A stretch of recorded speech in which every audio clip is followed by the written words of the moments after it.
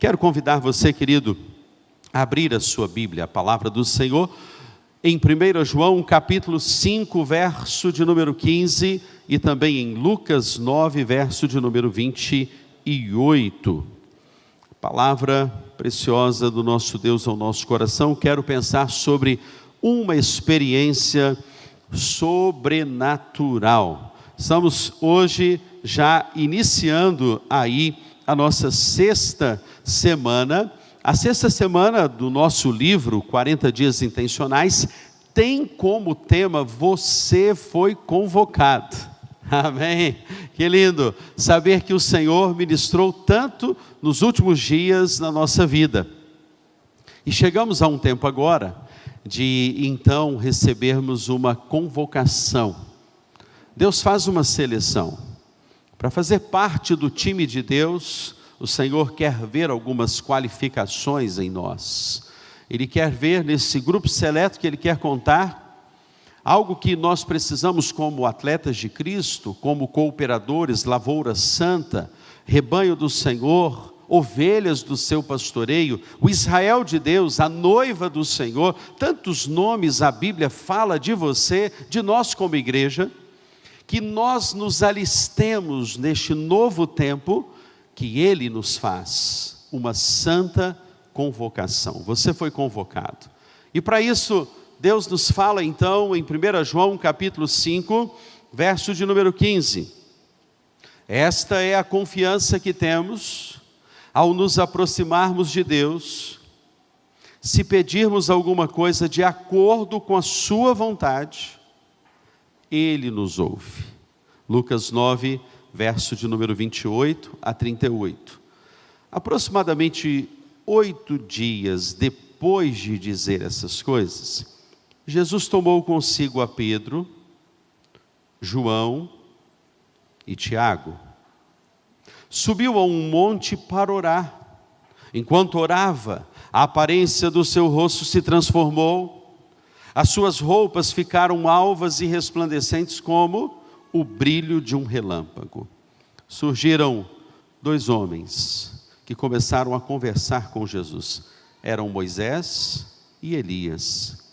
Apareceram em glorioso esplendor e falavam sobre a partida de Jesus, que estava para se cumprir em Jerusalém. Pedro e os seus companheiros estavam dominados pelo sono. Acordando subitamente, viram a glória de Jesus e os 2 homens que estavam com ele. Quando estes estavam se retirando, Pedro disse a Jesus: Mestre, é bom estarmos aqui. Façamos 3 tendas, uma para ti, uma para Moisés e uma para Elias. Ele não sabia o que estava dizendo. Enquanto ele estava falando, uma nuvem apareceu e os envolveu, e eles ficaram com medo. E ao entrarem na nuvem, dela saiu uma voz que dizia: Este é o meu filho escolhido, ouçam a ele. Tendo-se ouvido a voz, Jesus ficou só. Os discípulos guardaram isso somente para si. Naqueles dias não contaram a ninguém nada do que tinham visto. No dia seguinte, quando desceram no monte, uma grande multidão veio ao encontro dele. Um homem da multidão bradou: Mestre, rogo-te que dês atenção ao meu filho, pois é o único que tenho. Amém, queridos? Amém? Uma experiência sobrenatural. É sobre o natural. É algo que ultrapassa olhos humanos. Jesus permite que os seus discípulos, aqueles mais chegados, o seu Pedro, o seu Tiago e o seu João, subissem ao monte. Você vai perceber no texto, queridos, que ao subir no monte, Jesus os convida a orar. Como falhos humanos que somos, os discípulos se distraíram. A Bíblia vai nos dizer, queridos, que eles foram dominados pelo sono. Isso indica e implica nas nossas vidas que muitas vezes Deus nos está chamando para os lugares mais altos. O monte da transfiguração aqui prefigura o lugar mais alto, aquele lugar que você quer acessar, aquele lugar que você quer estar em um nível mais íntimo de Deus, em um nível onde você está mais próximo da glória, da nuvem, da fumaça, do poder, da unção de Deus. Mas como os discípulos, às vezes algumas coisas estão distraindo o seu foco. O cansaço da vida, as preocupações da vida, as ansiedades da sua vida. E você então perde por um pouco aquilo que poderia ser uma grande manifestação.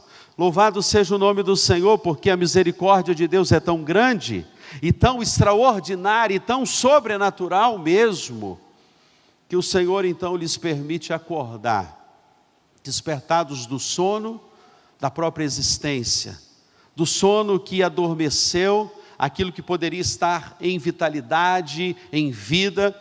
Agora eles têm essa contemplação do que Deus queria manifestar, só eles. O texto vai nos dizer, queridos, que eles por um tempo não contaram isso a ninguém. Guardaram, segredaram no coração aquilo que Deus havia lhes revelado. Quando eu olho para a porção de 1 João, a primeira porção do paralelo que estamos fazendo, do amor extravagante, do amor que doa, do amor generoso, do amor altruísta, do amor abnegado, do amor que não visa os seus próprios interesses. E interessante porque 1 João está nos dando o poder, a percepção de analisar como Cristo quer que vejamos as pessoas. E Ele então nos chama a atenção nessa manhã para que percebamos o fato de que, quando nós nos aproximamos de Deus, da sua glória, o texto me garante agora em 1 João 5,15, que se você pedir alguma coisa, você orar a Deus, se você tem aquilo que eu chamo no livro que escrevi, sobre a oração responsável. Muitas pessoas me perguntam e dizem assim, mas há uma diferença, a oração, ela não é oração, ela pode ser uma oração irresponsável. Como? Sim, meu amado irmão. Existem algumas orações que não têm implicação de compromisso. E quando eu falo para você no livro sobre a oração responsável, eu estou falando de uma oração que é gestada em um ventre espiritual. Quando Deus, Ele olha dos céus e Ele vê o seu coração, o que Ele vê? Quais são as implicações daquilo que oramos? Porque se a palavra de Deus, no livro de Apocalipse, ela diz que cada uma das nossas orações estão na taça dos céus. E João, quando ele olha, ele fala e percebe que eram todas as orações de todos os santos. Então, um fato, Deus ouve, Ele ouve a sua oração. Só que a implicação da sua oração, por isso a palavra oração termina com ação. Nós não podemos orar ao vento. A oração predispõe da minha parte um envolvimento. Você consegue perceber isso nessa manhã, querido? Deus está chamando você para um movimento diante daquilo que você ora. E aí quando você ora por um RI, um relacionamento intencional, sabemos e temos essa convicção, vai dizer João, que se pedirmos alguma coisa segundo a sua vontade, aqui tem uma pérola, aqui tem um tesouro. Quando é que eu saberei que eu estou orando segundo a vontade de Deus? É claro, eu vou dar algumas dicas nessa manhã para que você entenda. Você, quando começa a orar a Deus segundo a vontade dele, primeira coisa, você já não pede coisas para você. Você para de ter aquela oração, me dá, resolva, resolva, resolva. Faça por mim. A sua oração se torna uma oração altruísta. Uma oração em prol do reino, uma oração por virtudes espirituais. Você já não pede mais coisas materiais. Você pede que você seja mais sábio. Você pede que você tenha mais paciência, amor, domínio próprio, fidelidade, misericórdia, generosidade, mansidão, alegria, paz. A oração segundo a vontade de Deus, então, meu irmão, é aquela que você se une aos céus para ouvir a voz em meio às vozes. Ouvir a voz que acalma, a voz que direciona, a voz que guia, a voz que conforta, a voz que consolida a vontade de Deus no céu e na terra. Seja feita a tua vontade assim na terra, como nos céus, é a oração do Pai Nosso. O discípulo ligado, o discípulo íntimo de Deus, ele vai orar segundo o que Deus quer. Me permita nessa manhã, faça uma avaliação do conteúdo da sua fala, da sua oração.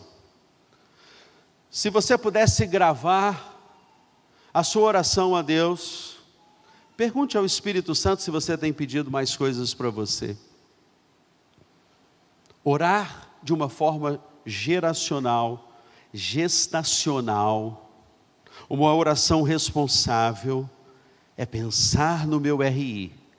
E quando Deus olha dos céus e vê que você está comprometido de forma responsável a pagar o preço, custe o que custar, haja o que houver, venha o que vier, você vai pagar o preço de não desistir daquele que é o alvo da sua oração, de você pagar o preço, investir tempo, acordar de madrugada.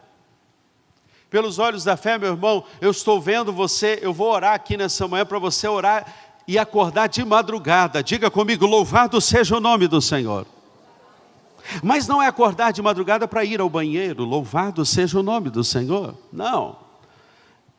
E não para fazer aquela oraçãozinha rápida. Lágrimas, amor incondicional, debruçar os seus olhos sobre a palavra de Deus, ligado ao Espírito, orando em todo o tempo, orar pelos seus alvos de oração. Essa oração eu garanto para você, Deus vai responder. Algumas circunstâncias acontecerão, problemas, enfermidades, oportunidades. Diga comigo nessa manhã, problema é uma oportunidade para um discipulador que quer alcançar almas para Jesus. Vamos dizer novamente, problemas são oportunidades para um discipulador que quer alcançar almas para Jesus. Você aproveita as oportunidades. No domingo passado à noite eu disse que nós deveríamos ter uma prática ao cumprimentarmos as pessoas. Lembra? Bom dia, Jesus te ama. Vamos treinar mais uma vez, que a nossa memória a gente esquece. Bom dia, Jesus te ama. Bom dia, Jesus te ama. Na última segunda-feira, estou descendo no meu elevador e eu disse, chegou a hora de praticar o que eu preguei. Eu preciso praticar. Não adianta só ensinar as minhas ovelhas, eu tenho que praticar. E entrou um senhor que eu nunca tinha visto, mas a fisionomia dele não me era estranha. Eu disse, bom dia, Jesus te ama. Ele disse, você é o pastor da primeira igreja batista de Jardim Camborê. Eu falei, sou. Aí ele disse, eu vou lá na sua igreja fazer uma visita. Eu falei, já pensou se eu perco essa oportunidade de falar bom dia, Jesus te ama? A hora que o elevador chegou ao primeiro piso, eu segurei o elevador, me permita fazer uma oração por você? Orei por ele. Elevador, segura a porta aberta aí. Oração não pode ser muito longa também, né? Senão o elevador começa a apitar, já pensou? Orei por ele. Oração intencional, gestacional, oração responsável. E aí olhamos, queridos, alguns elementos muito interessantes, porque este monte chamado e denominado como Monte Tabor, esse que é o monte denominado o Monte da Transfiguração, traz consigo também algumas lições do tempo da revelação, o tempo da transfiguração, o tempo que o próprio Deus se revela com dois personagens fantásticos das Escrituras, Moisés e Elias, e o próprio Jesus, aquele que é o centro da história bíblica. Então vamos aprender algumas lições, é interessante porque com o objetivo dessa manifestação na transfiguração, na oração intencional, sobrenatural, nós vemos aqui que o grande objetivo neste contexto, de Lucas 9, 28 até o 36, era Jesus confortar a igreja,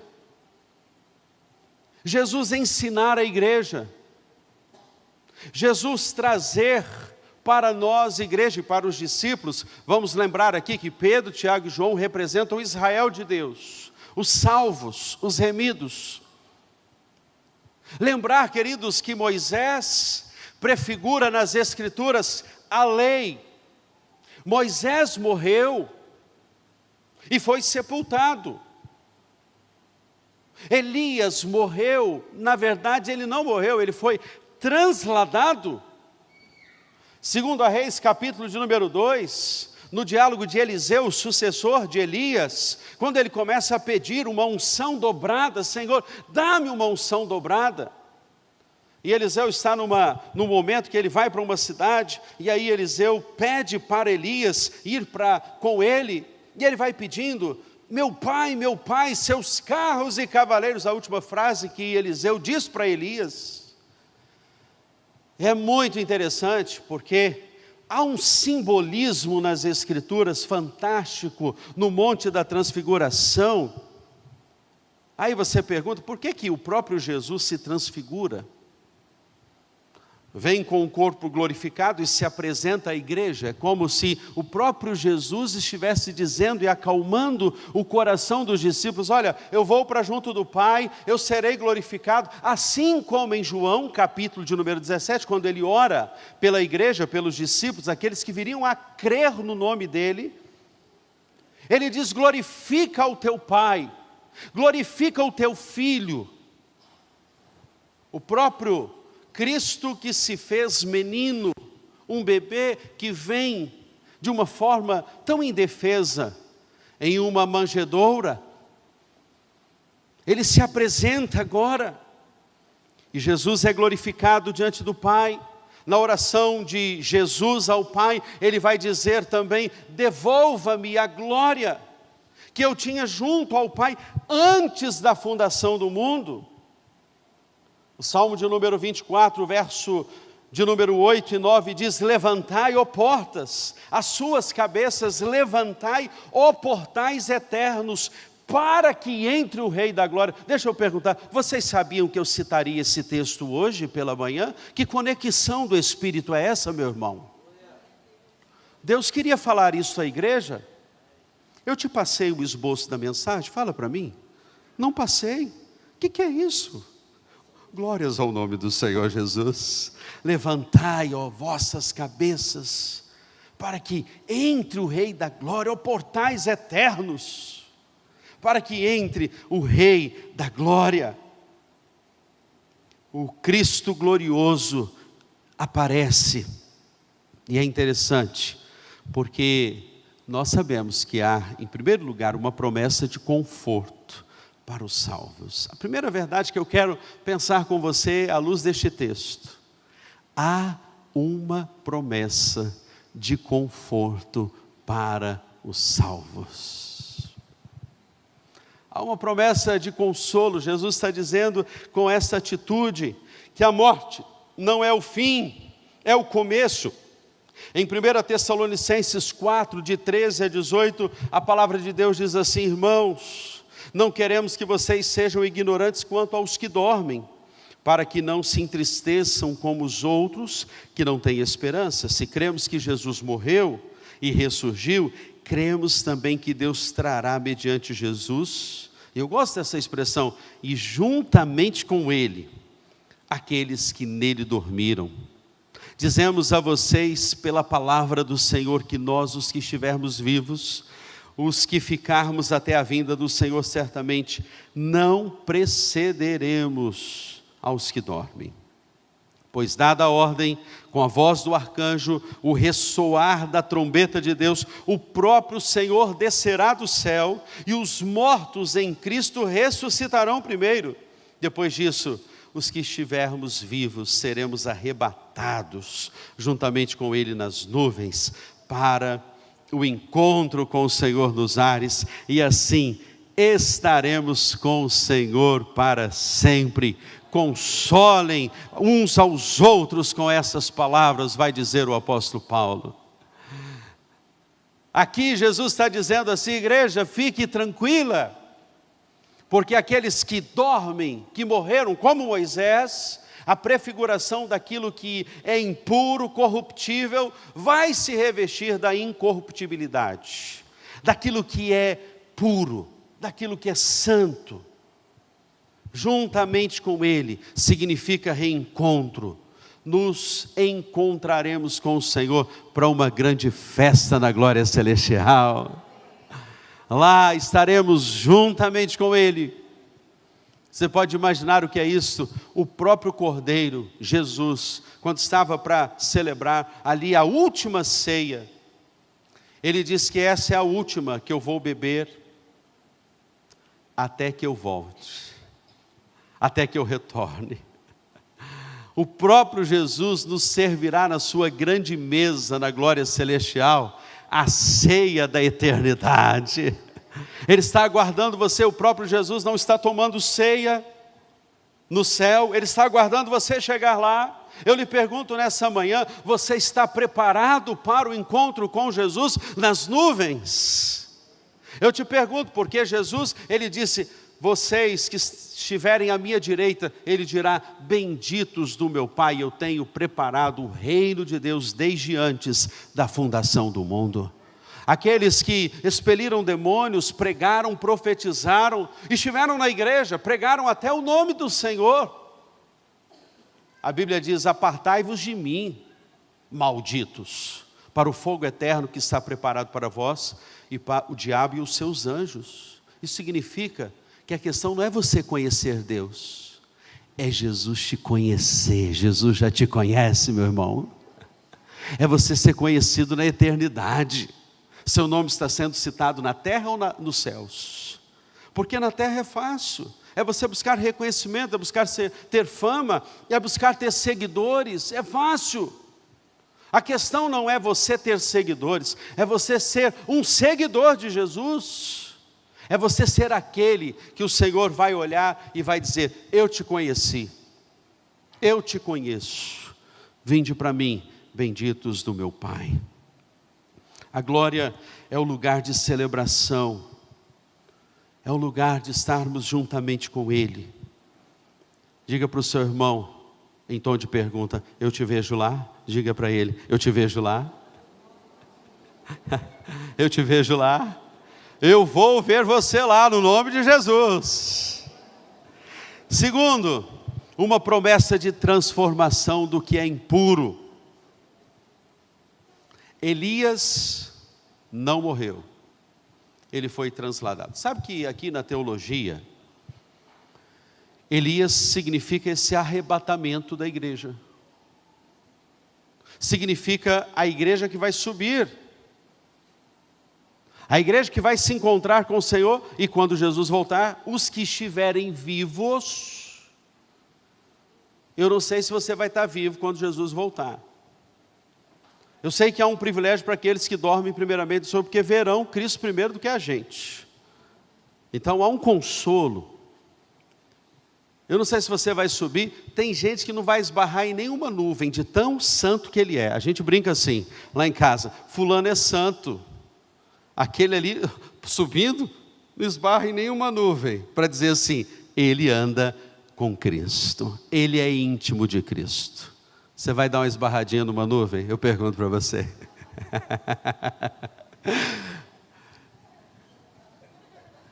Elias é aquele que é trasladado, vai subir, porque nós cremos que há uma promessa de conforto, de consolo e de transformação daquilo que é impuro. Se você, igreja, Você que é a igreja de Cristo, você que pertence ao corpo de Cristo, ainda tem andado com algum pecado escravo, um pecado oculto, um pecado de estimação. O Senhor nessa manhã quer limpar o seu coração e a sua mente. Deixa o sangue de Jesus passar por suas veias espirituais. Deixa o sangue de Jesus limpar a sua mente, o seu coração. Mas em terceiro e último lugar, o céu está envolvido no resgate da sua alma. O céu está envolvido no resgate da sua alma. É interessante perceber no texto, queridos, que quando Pedro, o impulsivo Pedro, que diz assim: Senhor, é bom estarmos aqui. Tem uns lugares no reino de Deus que a gente fala assim: eu não quero nem sair daqui. Vocês acreditam, irmãos, que os homens bereanos não queriam voltar para casa ontem? É bom estarmos aqui. E nós pensamos: não, a sua esposa está te esperando. Foi tão bom na casa do oleiro passar pela olaria de Deus. Deus consertou uns vasos, lapidou outros, quebrou outros, transformou. E esses depositários da glória e da graça de Deus chegaram transbordando. Eles tiveram uma experiência com o sol da justiça, voltaram queimados porque ficaram na piscina. Louvado seja o nome do Senhor. Esses bereanos voltaram cheios da palavra, tocados. E eu dei um desafio para os bereanos ontem. Eu levei para eles um abanador de um projeto que eu fiz em 2009, na cidade de Aimorés, chamado Jesus Sacia Sua Sede. Com um abanador falando dos benefícios da água, para que no dia 20 de janeiro, aqueles que não vão viajar, aqueles que subirão ao Monte da Transfiguração com o pastor Marcos e os bereanos, vamos à praia entregar uma água mineral e com esse abanador e dizer assim: Jesus sacia a sua sede. Aquele que beber da água que eu lhe der fluirão rios de águas vivas, será uma fonte a jorrar para a eternidade. Vamos levar as bereanas também, a gente aceita as bereanas, quem quiser ir. Vamos evangelizar na praia, um mergulho certo, né? Ali depois de evangelizar, todo mundo na praia. Hein, pastor Caian? Você vai caiando naquela praia, louvado seja o nome do Senhor. Bem, os céus estão envolvidos no resgate da sua alma e daqueles que são os seus RIs. O meu papel e o seu papel é ser um cumpridor do reino na terra. Porque eu fui comprado por um precioso preço. Diga para você mesmo assim: eu sou caro. Fala, eu sou caro. Eu não dou um preço assim qualquer não. Eu fui comprado por um precioso preço e preço de morte. Interessante que no Apocalipse, a Bíblia diz no Apocalipse 5, verso 9 e 10, e entoava um novo cântico dizendo: digno és de tomar o livro, de abrir os selos, porque fostes morto e com o teu sangue comprastes, Deus, os que procedem de toda tribo, língua, povo e nação. Veja aqui a teologia da missão universal. O Senhor quer salvar o seu vizinho. O Senhor quer que você desça do monte da transfiguração, meu irmão. O que pode ser o monte da transfiguração? O conforto, o conformismo, o cruzar dos braços, o transferir a missão. É verdade, você financia, louvado seja o nome do Senhor, você paga. É muito bom você pagar. É muito bom você ir lá dar uma cesta, ofertar uma cesta, louvado seja o nome do Senhor, mas Deus está querendo ver quem são estes que vão implementar o reino de Deus hoje. Mão na massa, médicos, advogados, enfermeiros, farmacêuticos, doutores, professores. Você que faz parte da PIBJC, você mesmo. Deus te deu talentos, Deus te deu dons. Por que não sonhar em vermos, através do seu talento e do seu dom, uma obra social sendo realizada aqui, o que Deus tem te dado?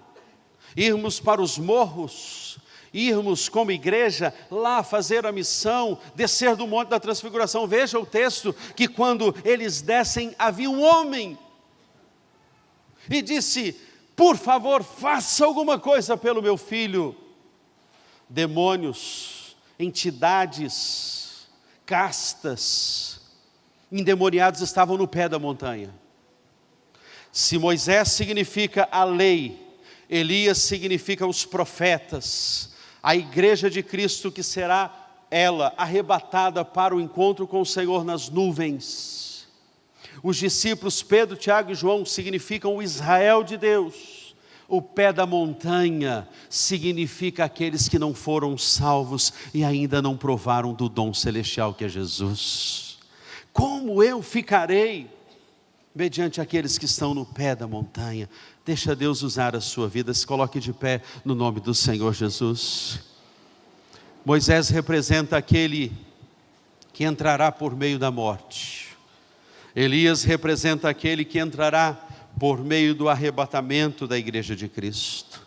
Pedro, Tiago e João representa a nação inserida no reino de Deus. As multidões no pé da montanha representam as nações atraídas para o reino de Deus. Eu quero um encontro sobrenatural com o meu Deus. Você quer este encontro?